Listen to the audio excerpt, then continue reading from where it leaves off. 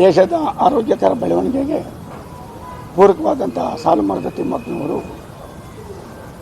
114 ವರ್ಷಗಳ ಕಾಲ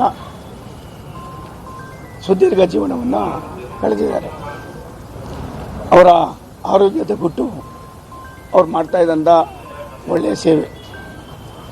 ಇವತ್ತು ಅವರು ಪದ್ಮಶ್ರೀ ಪುರಸ್ಕೃತರಾಗಿದ್ದಾರೆ.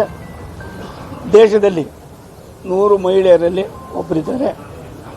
ರಾಷ್ಟ್ರದ ಪ್ರಧಾನಮಂತ್ರಿಗಳು, ನಮ್ಮೆಲ್ಲರ ನೆಚ್ಚಿನ ಶ್ರೀ ನರೇಂದ್ರ ಮೋದಿಯವರು ಅವರ ಕಾರ್ಯವೈಖರಿಯನ್ನು ಮನಗೊಂಡು ಅವರಿಗೆ ಪದ್ಮಶ್ರೀ ಪುರಸ್ಕೃತ ನೀಡೋದ್ರ ಜೊತೆಯಲ್ಲಿ ದೇಶದ 100 ಮಹಿಳೆಯರಲ್ಲಿ ಒಬ್ಬರು ಅನ್ನೋದನ್ನು ಕೂಡ ಗುರುತಿಸಿ ಅವರಿಗೆ ಗೌರವವನ್ನು ಕೊಟ್ಟಿದ್ದಾರೆ. ನಾನು ಭಗವಂತನಲ್ಲಿ ಪ್ರಾರ್ಥನೆ ಮಾಡ್ತೀನಿ, ಅವರ ಆತ್ಮಕ್ಕೆ ಶಾಂತಿ ಕೋರೋಣ. ಮತ್ತೊಮ್ಮೆ ಸಾಲು ಮರದ ತಿಮ್ಮಕ್ಕನವರು ಹುಟ್ಟು ಬರಲಿ. ತನ್ನ ಮೂಲಕ ಅವರ ಸಾಕು ಮಗ ತುಂಬ ಚೆನ್ನಾಗಿ ನೋಡ್ಕೊಂಡಿದ್ದಾನೆ, ಅವನಿಗೂ ಕೂಡ ಅವರ ಆಶೀರ್ವಾದ ಸದಾ ಇರಲಿ ಅನ್ನೋ ಪ್ರಾರ್ಥನೆ ಮಾಡಿ, ಇಂಥ ಅತಿ ಮುಖ್ಯ ವ್ಯಕ್ತಿಗಳು ರಾಜ್ಯದಲ್ಲಿ ದೇಶದಲ್ಲಿ ತಮ್ಮ ಕರ್ತವ್ಯವನ್ನು ದೇಶಕ್ಕೋಸ್ಕರವಾಗಿ ಸಮರ್ಪಣೆ ಮಾಡುವ ಇಂಥ ದೊಡ್ಡವರ ಸಾಲಿನಲ್ಲಿ ನಮ್ಮವರೇ ಆದಂಥ ಸಾಲು ಮರದ ತಿಮ್ಮಕ್ಕನವರು ಕೂಡ ಸೇರ್ಪಡೆ ಆಗಿದ್ದಾರೆ.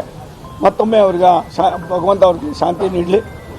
ಇಂಥ ನೋವನ್ನು ತಡ್ಕೊಳ್ಳೋದಕ್ಕೆ ಅವ್ರ ಕುಟುಂಬಕ್ಕೆ ಶಕ್ತಿ ಕೊಡಲಿ ಅಂತ ದೇವರ ಪ್ರಾರ್ಥನೆ ಮಾಡ್ತೀನಿ. ಸಾಲು ಮರದ ತಿಮ್ಮಕ್ಕ ಮತ್ತೊಮ್ಮೆ ಹುಟ್ಟು ಬರಲಿ ಅಂತ ಭಗವಂತ ಪ್ರಾರ್ಥನೆ ಮಾಡ್ತೀನಿ. Bangalore, the city that never slows down. But when you need quick, reliable electrical services, who do you call? Finding a genuine electrician or trusted service provider can be stressful. Delays, incomplete work, hidden charges.